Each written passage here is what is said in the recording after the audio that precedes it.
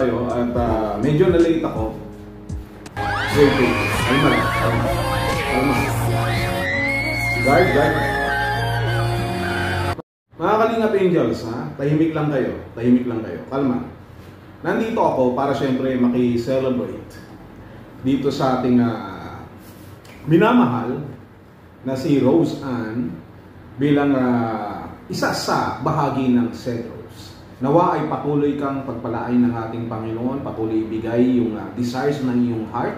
No, naniniwala kami lang lahat ng naisin mo sa iyong buhay, para sa iyong pamilya, para sa iyong sarili, ganun din naman para sa mga ibang tao na mahalaga sa iyo. Alam namin na ipagkakaloob yan sa iyo. Sa pag-aaral mo, sa buhay mo, even sa love life mo. Darating at darating yan sapagkat alam namin na isa kang mabuting tao. Hindi lang maganda sa panlabas, kung hindi maganda din ang iyong kalooban. Kagaya ng ibang kasama mong Kalingap Angels.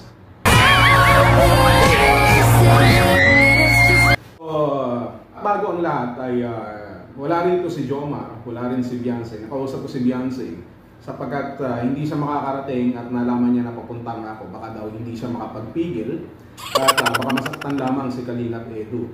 So, naiintindihan ko naman, sabi ko naman, Beyonce, sige, okay lang. Diyan ka na lang, manood ka na lang habang nagkakagulo ang mga...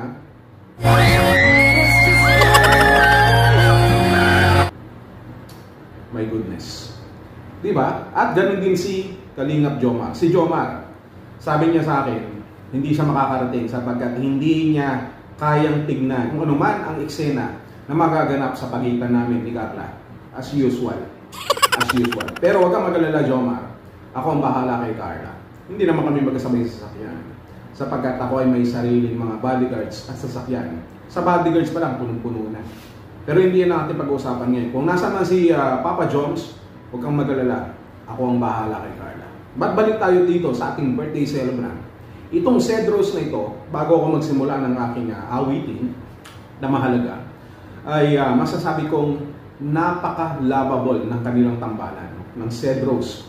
No, medyo alam natin na malayo sa issue at higit sa lahat, napaka-natural, masaya. Hindi kagaya ng ibang love team na nasa labas ng Kalingap na talagang pilit.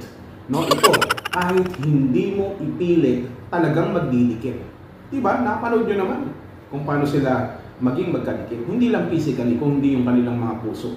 Si Cedric at si Rose Ann. At yan naman ang isa sa bahagi na hindi malilimutan sa kaarawan ng ating minamahal na si Rose Ann. Bagong lahat, syempre, para kay Rose Ann.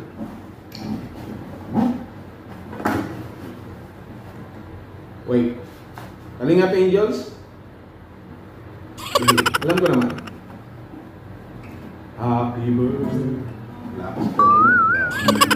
Happy birthday to you.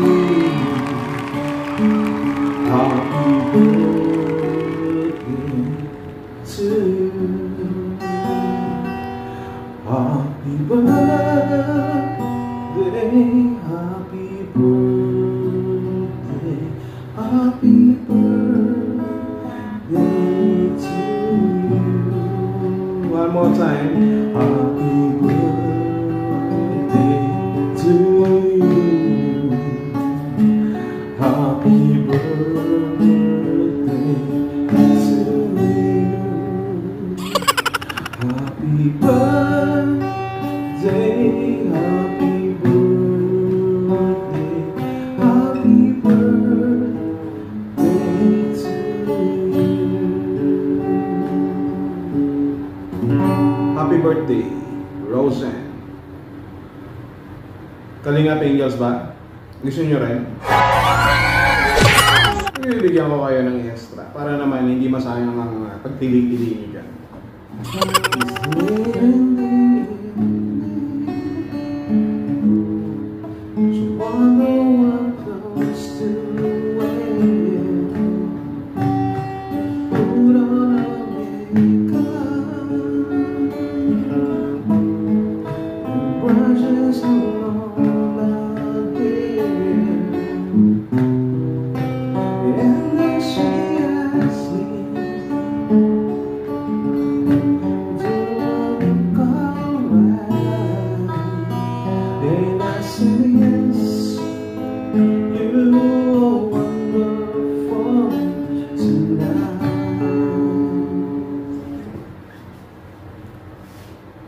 na kaya. Maraming salamat sa inyo pong lahat sa pagdiriwang nyo at pagsama sa ating birthday celebrant na si Roseanne. Gaya ng sinabi ko, tayong lahat ay nakasuporta kay Roseanne, sa Cedros, sa mga Kalingap Angels, sa buong Kalingap. Happy birthday.